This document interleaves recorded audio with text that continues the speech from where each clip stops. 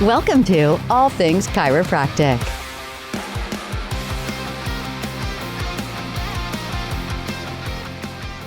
Well, welcome to All Things Chiropractic. My name is Paul Andrews. And I am Dr. Mark Davini.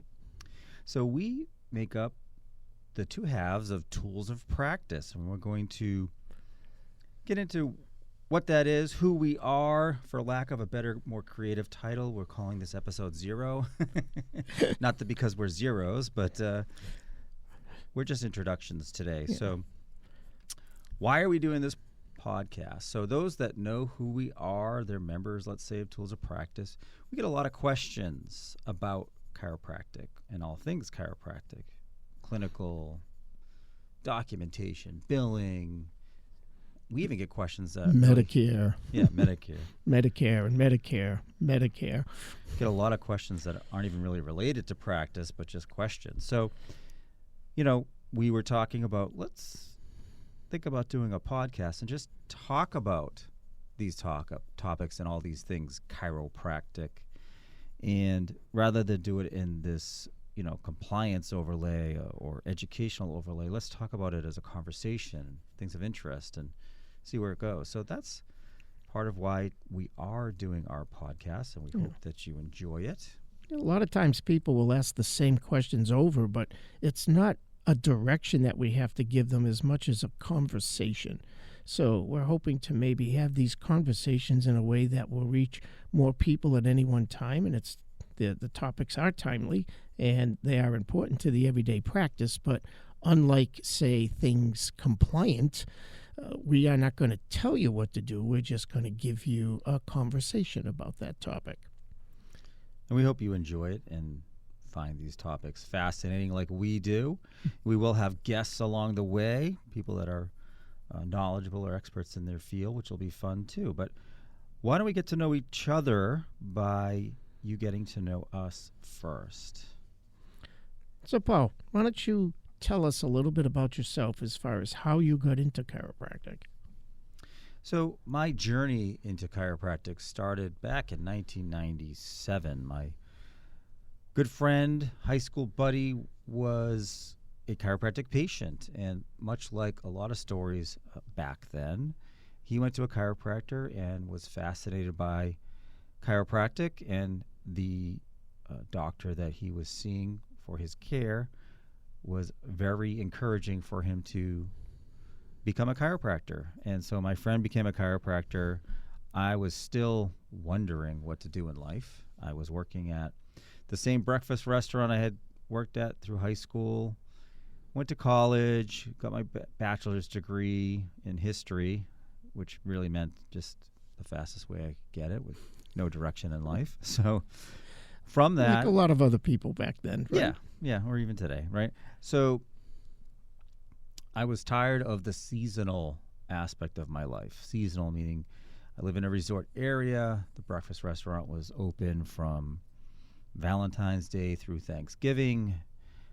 Back then, when you went on unemployment, it was just part of, like it is now still with people who work seasonally. It's just part of life to go on unemployment for a few months. But back then, you had to stand in line and, basically hat in hand.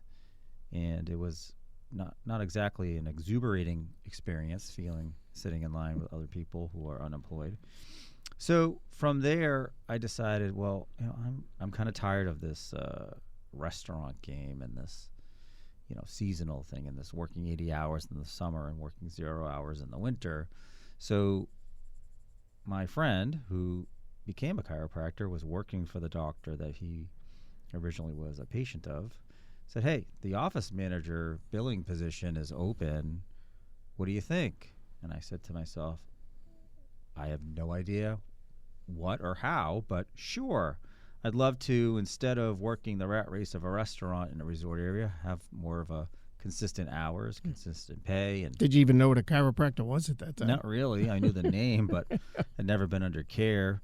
So I interviewed and was told, very few guys interview for these jobs. And I'm sure based on my friend's recommendation, this doctor gave me a chance. And that's when I started. And boy, I remember not feeling super welcome by the outgoing person, the office manager.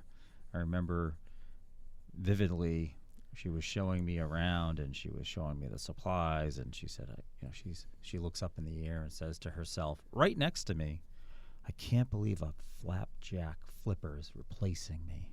Ouch. And I said, well, clearly there's more to the story than just her moving on. And it also sort of became a motivation for me to want to do well, thinking to myself, all right, she's not wrong. So let's see if I can prove it to myself and others. And so I started learning billing. And I'm sure some of you remember the Parker seminars. Remember those back when Jim Parker was alive? The first one I went to was... I miss Dr. Parker. Right?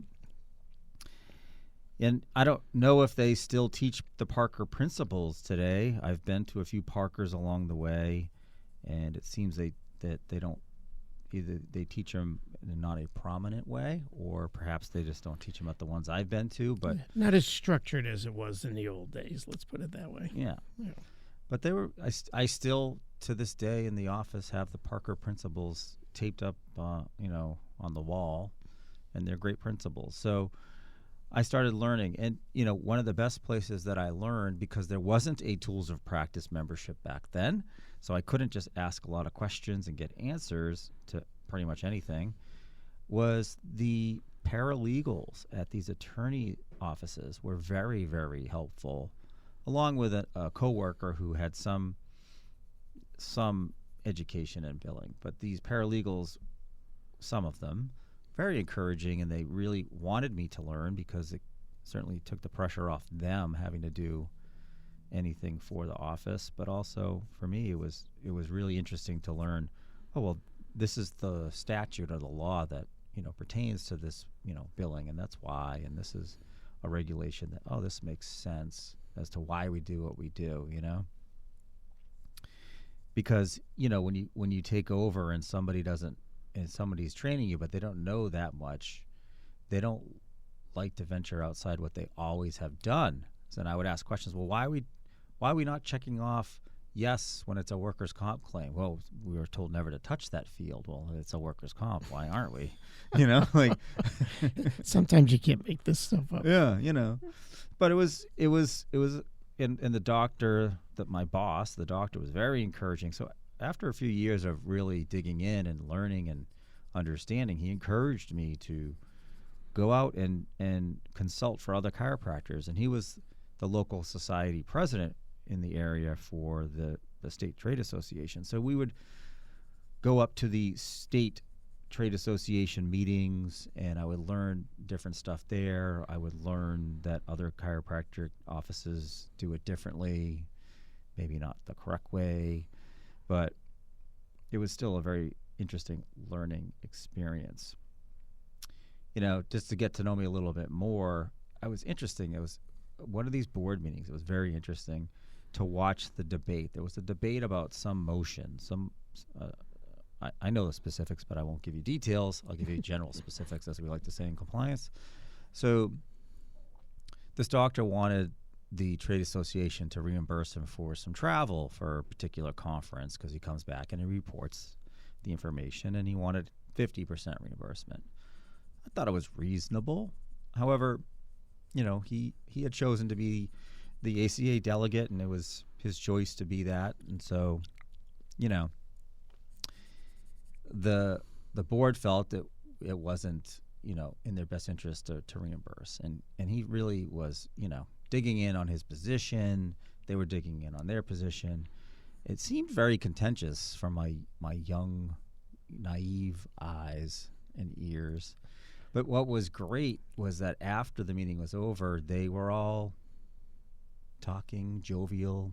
They seemed like, okay, that was something of contention, but that didn't spoil the relationship, And it was a learning experience for me, coming from a background where, boy, if you have an argument or a debate with somebody, that was it. You write them off, Mark's laughing because he's Italian. He knows, right? We don't get mad. Yeah, right.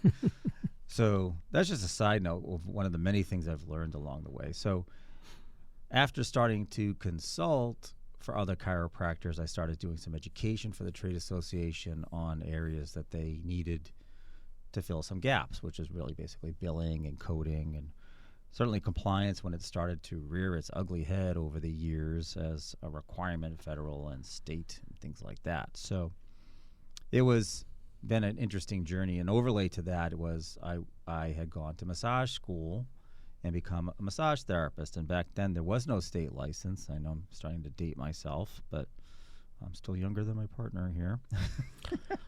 Ouch, again. It won't be the first ouch you'll hear, guys. I know. So You'll see me bloodied by the end of our podcast. So, as a massage therapist, back then you got licensed by town, and then state licensure happened, and I was very interested in joining the newly forming state massage therapy regulatory board because I wanted to help mold my profession in my state. And so I went up and I interviewed with the deputy director, and it went well. And he said to me, we already have the massage therapy members chosen. So I said, well, why am I here? Kind of hurt a little bit, like, I wasted my time. I'm driving up to Boston.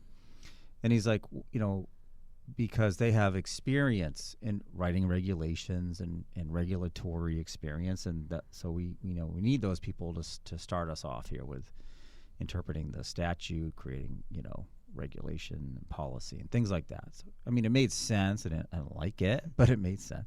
So he said to me, what do you think about cosmetology? I said, what's cosmetology? Obviously, he didn't think a lot of it at the time. It's a term I had never really used. I went to a barber, got haircuts, but I didn't really, it wasn't just a term that I knew. I know I'm really making myself sound dumb as a kid, but, whatever. Yeah, so, I would have thought it meant that I studied the stars at the time, Yeah, well, right, yeah, exactly. Probably what I thought. He said, hairdressers and estheticians, nail tech. I said, oh, well, I don't really know I don't know anything about that. And he said, well, we have a public member seat we'd love to have you fill if you're willing to serve. And I said, well, will it help me get on the massage therapy board? And he just looked at me and goes, it wouldn't hurt. Duh. Wink, wink. Duh. So I started my regulatory career, in a sense, voluntary career, unpaid career, as a cosmetology board member in the state of Massachusetts, sitting in one of the two public member seats, so not a licensee of any kind. And I started to really understand and learn regulatory aspects of professional licensure, and some of it was it was all enlightening. Some of it was positive, some of it was negative. All experiential. Yeah, but being an ambitious young kid that I was, and I wanted to move up the ranks, and eventually got myself to be chair of the cosmetology board as a public member, which was interesting, because I don't think they ever had a public member. I was going to say, I don't chair. Remember that being something very common. I was told that, that was a first, so I like to, pave the road. And it was, back then, everything was in person, so you had to drive to Boston and have the board meetings once a month. And you got to know people, and I got a lot of experience, not only in regulatory boards and writing rules, regulations, and policy, but also parliamentary procedure and open meeting law, and it was all of which was transferable to the chiropractic board. There's no difference. Or the massage board, or the massage board, or any of the other boards. Yeah, I mean, once you know parliamentary procedure, Robert's Rules of Order, open meeting law, it works on any level of any board. And also concurrent to my serving on the cosmetology board, I had joined my local board of assessors in the town that I live, still on that board as well. And so it all kind of, was very, synchronicity was there as far as what I was learning and applying. Eventually, the cosmetology board ended up merging with the board of barbers and the electrolysis board. It became like this super board.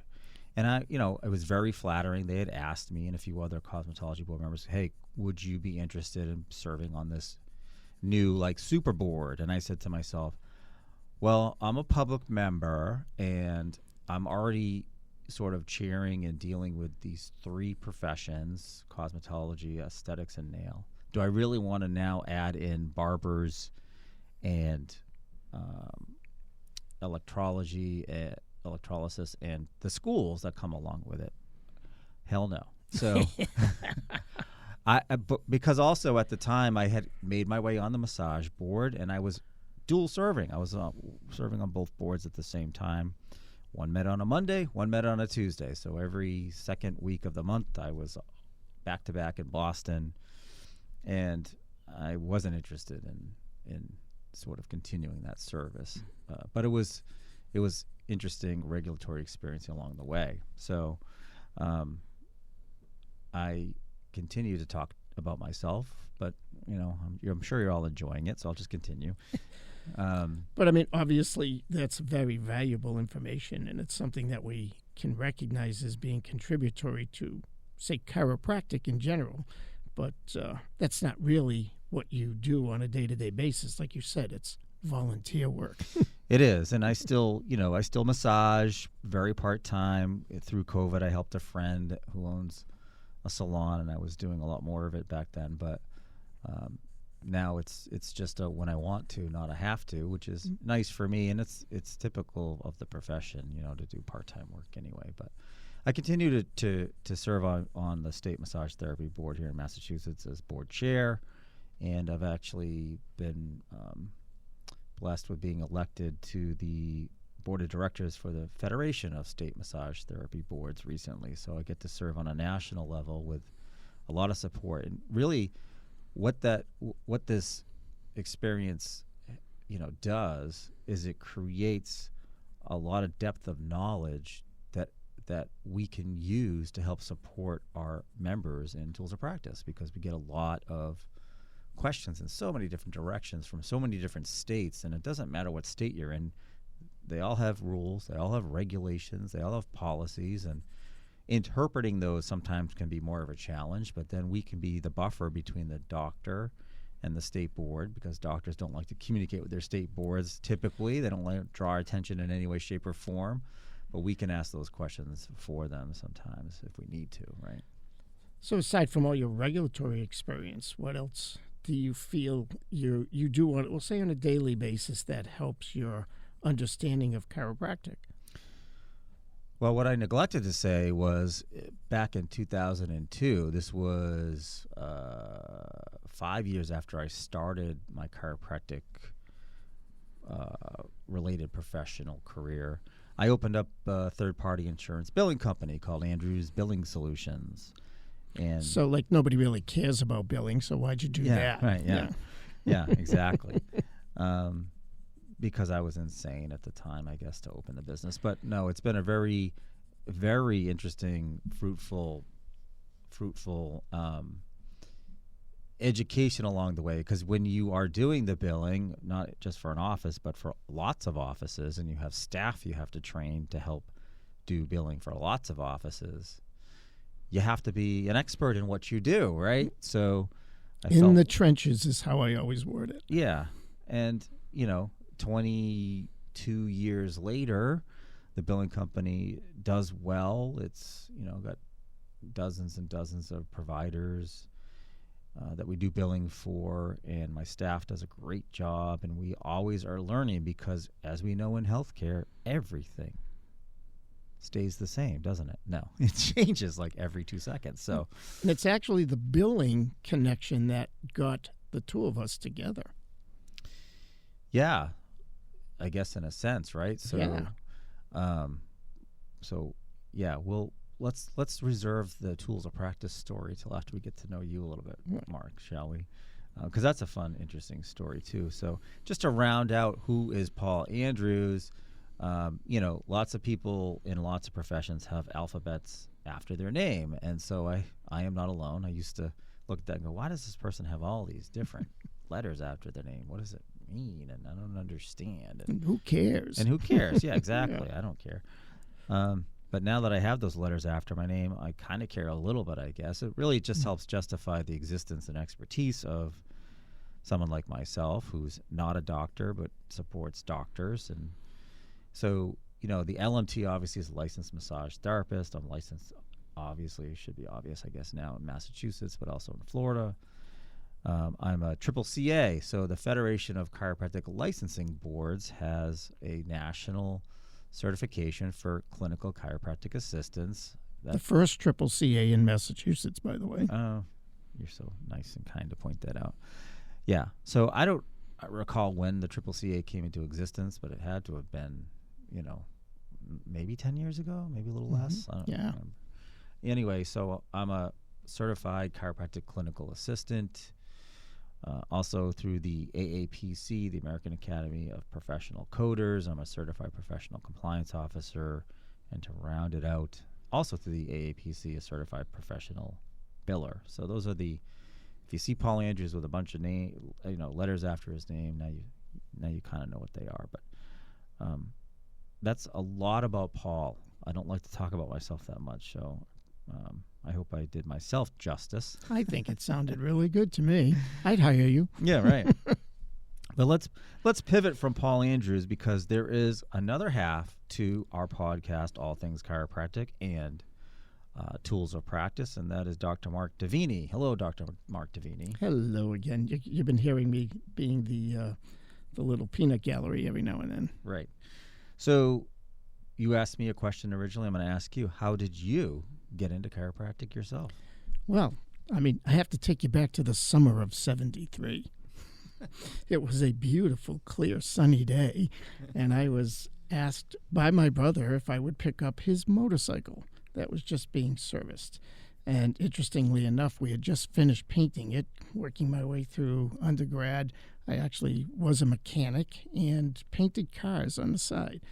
So we just finished painting my brother's motorcycle, and I was picking it up for him, driving it home, happy as I could be.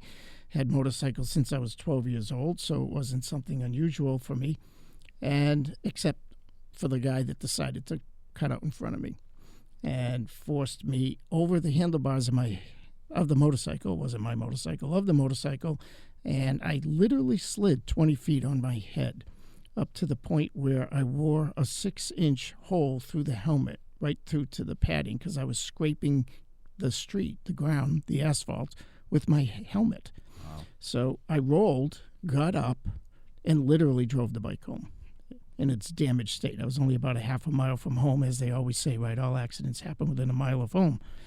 So I got home, and my father said, well, we better take you to the hospital and have you checked out. We don't know what's wrong. So, of course, you go to the hospital, and they do their little cursory exam. They took some x-rays, and they said everything looks good. There's nothing wrong, really. The helmet saved you, of course. And because I was really literally almost on my head, all I had for other damage was a sprained ankle and a couple scrapes in my shoulder, because I really wasn't even on my shoulders as I was sliding down the road. So the funny part was the nurse comes over and starts putting little 4x4 bandages on my cuts after she cleaned them, and I laughed, and she goes, what are you laughing at? And I said, you don't get it. This was my brother's bike. I said, if I go back with just 4x4s on my shoulders, I'll be back here in a half an hour. So you have to make me look bad. So she laughed, and she did, and she slung the gauze across my chest in a crisscross manner and made it look like I was way more damaged than I was at the time, or so I thought. But interestingly enough, I started my freshman year at Holy Cross, College of the Holy Cross in Worcester, Massachusetts, and I was in a pre-professional career, and I started getting headaches. So for the next 4 years, every day, I'd have a headache, sometimes to the point of nausea and vomiting, and of course I'm in a highly competitive program in a competitive school. What was their answer? Stress. So I accepted the stress answer to my headaches and did what most people did, lived on aspirin and did the best you could. And it really did impact my life. In fact, for the first few years of school, it was very difficult navigating around the way I felt and still learning organic chemistry and physics and biochemistry and all the things you needed to know. So consequently, I graduate from school wanting to be a dentist, and my then wife-to-be said, why don't you go see a chiropractor? And I go, what's a chiropractor? And she had been to a chiropractor for a low back condition that she had. So I had an understanding of what chiropractic was based on her experience, but nothing personal. I ended up going to see a chiropractor who had taken x-rays of my neck. And now remember, we're 4 years later, and he says to me, you've been in an accident. And I said, no, I've never been in an accident. He goes, you've been in an accident. And I said, no, I've not been in an accident. And then it clicked. I said, well, does sliding 20 feet in my head count? And he starts laughing. He goes, look at your neck here, blah, blah, blah. And my C2 was so far out of alignment, it actually looked displaced. So he was an old-time practitioner. He did toggle my upper cervical. I left there without a headache and went back a few more times, and consequently my headaches started to stabilize.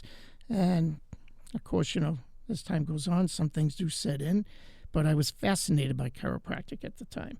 And I remember driving home thinking, oh, my God, how am I going to tell my fiancée I don't want to be a dentist anymore, since she had gone on to be a dental assistant in anticipation of me being a dentist. So I mentioned at one point, I said, what do you think of me being a chiropractor instead of a dentist? And she was thrilled, and 6 months later, we were off to Palmer in Davenport, Iowa, and started my chiropractic career at that point. So Why did you choose Palmer? Oh, boy, do you really want me to throw out my bias? At the time, obviously, it was the first, it was the biggest name at the time. It was where it was all founded. I mean, all those things that when you're looking for a school, you said to yourself, okay, this is what I like. I go for the best, in a sense, in my mind at the time, of course. Not that I was really looking forward to living in Davenport, Iowa. I thought, oh, my God, a beautiful Davenport, Iowa, on the banks of the Mississippi. Okay, we got that. That myth was dispelled very quickly. So we went out in the middle of the worst snowstorm they had in 25 years and basically started my chiropractic career, so to speak. So once we graduated, came out, opened up our own practice. All right, so I have to ask, though. How long was the program, and how much did it cost when you went to Palmer? Ouch.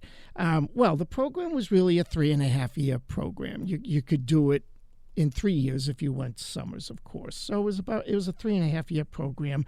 The biggest difference was that there wasn't any prerequisite for a bachelor's degree or anything like that, even though I did have a bachelor's degree from Holy Cross at the time. A lot of my peers in class would have just met the pre-requirements, which came out to be about 2 years of post-secondary education. So at the time, I did it in 3 years, and it cost, in today's dollars, I've done the math, in today's dollars, it cost $57,000. And back then, what was it? I borrowed the maximum student loans that the government would allow us to get at the time, and it totaled $15,000. So with 10 years of paying that loan back, it came out to be about $20,000, and in today's dollars, that's $57,000. Ouch. Which is about, again, 25 to a fifth of what it costs today, right? Right now, and if you looked at the latest statistics, most are graduating from chiropractic school with at least paying $160,000 to $200,000 worth of educational costs. So let's not focus on that. Let's find out. So like most chiropractors back then or even today, you go into business for yourself, right? Absolutely. And, it was different, too, in the sense that when I went to school, I would say 95% or more of the people in class were there because of a reason something that dramatically changed their life, like me. All of a sudden, I'm suffering with headaches every day that impacted my daily existence, and now I'm functioning at a high level. Or you were the son or daughter of a chiropractor. But for most part, we all had reasons for being there. And it's interesting that when I went back to Palmer with a friend of mine, and we were going back into one of the classes, and this was 1990-ish, and we would ask people, how many people here have ever been adjusted before they went off to become a chiropractor?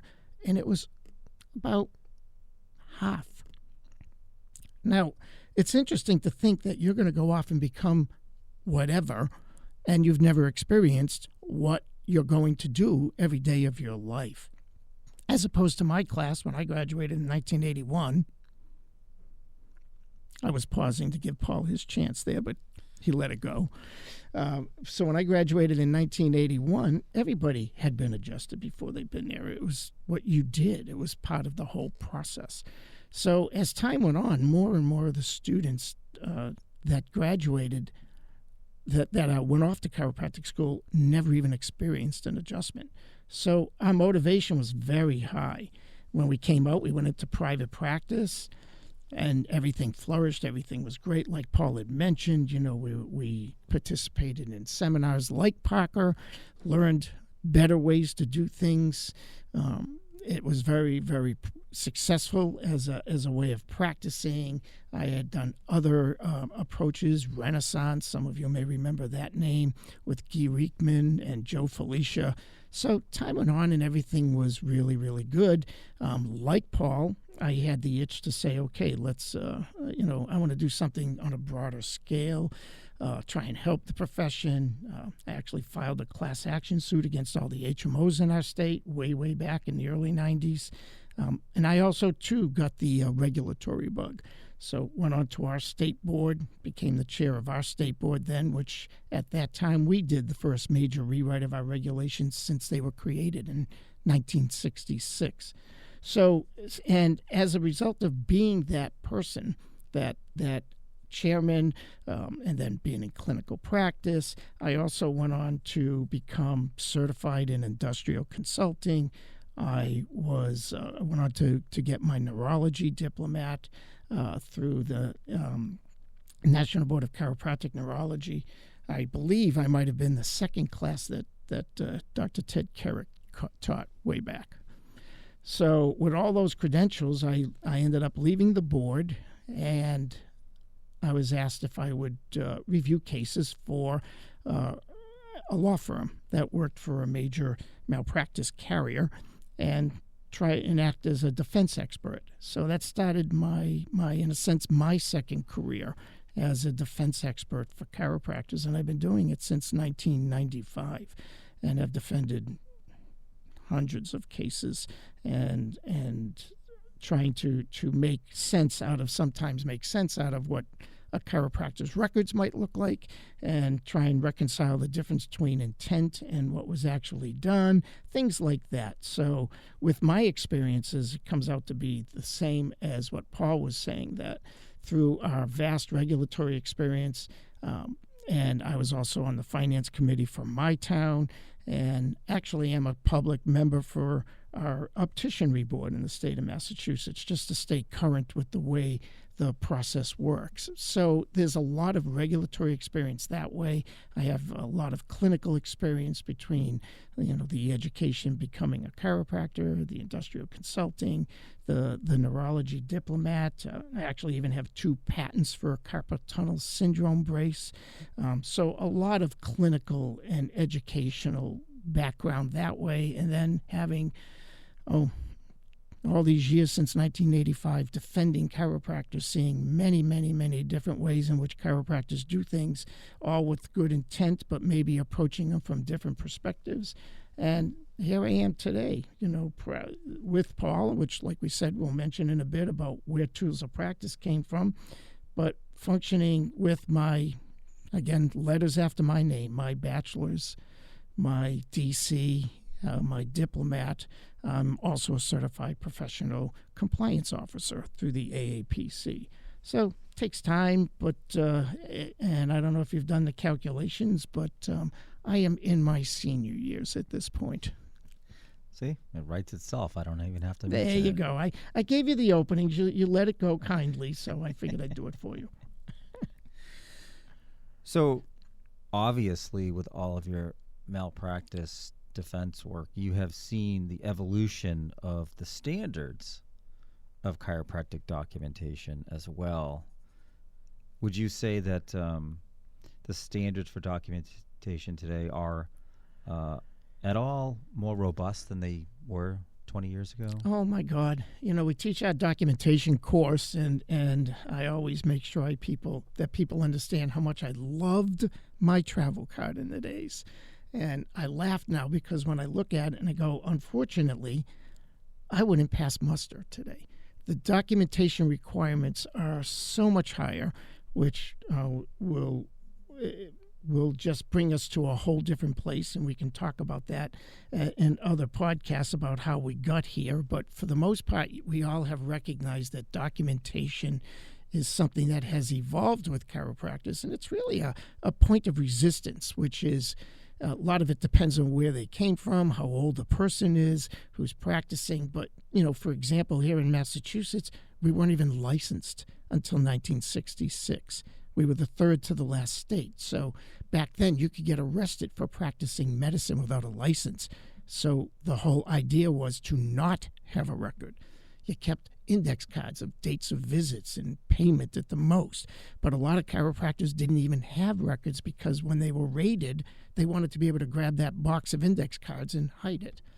So documentation has evolved both, we'll say, as a requirement and as a mentality. So now knowing a little bit more about Dr. Davini and myself, let's just pivot real quickly to Tools of Practice. So Tools of Practice is a business that was born out of our collective experiences and, in my opinion, a lot of need in the profession. And we, along the way, have clearly helped and talked to a lot of different doctors, offices, staff, billing.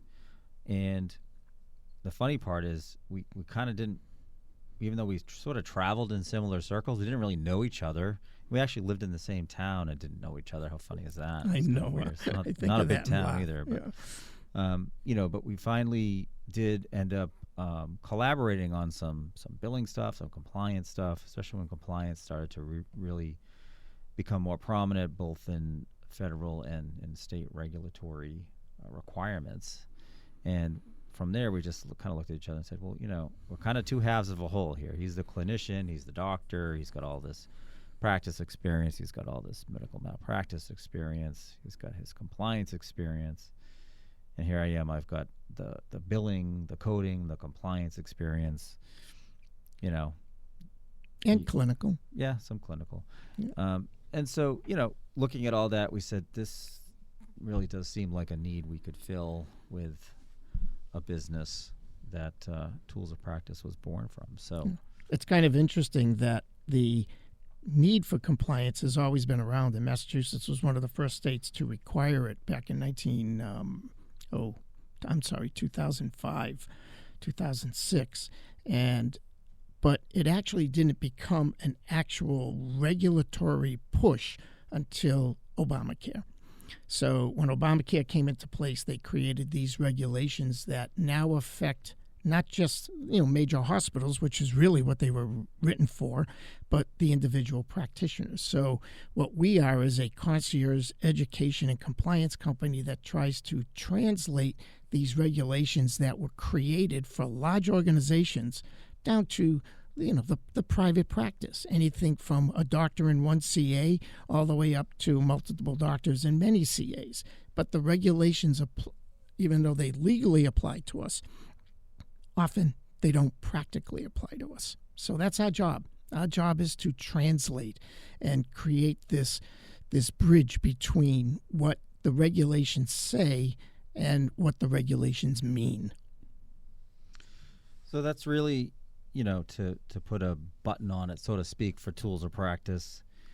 our membership is across the country, and we support them in really in any aspect that they ask, from compliance, education online, in person, to answering, questions all the time and providing a lot of robust resources online for our members. So with that, we are looking forward to developing this podcast, All Things Chiropractic. We hope you continue to listen to our different episodes. We've got some really fun ones coming up.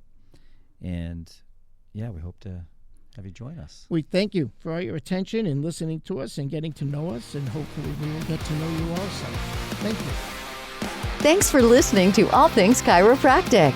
We'd love to hear from you. Visit allthingschiropractic.com with comments, episode ideas, or questions. Or connect with us on Facebook and Instagram at All Things Chiropractic Podcast. Be sure to join Dr. Mark Davini and Paul Andrews next time for another episode of All Things Chiropractic.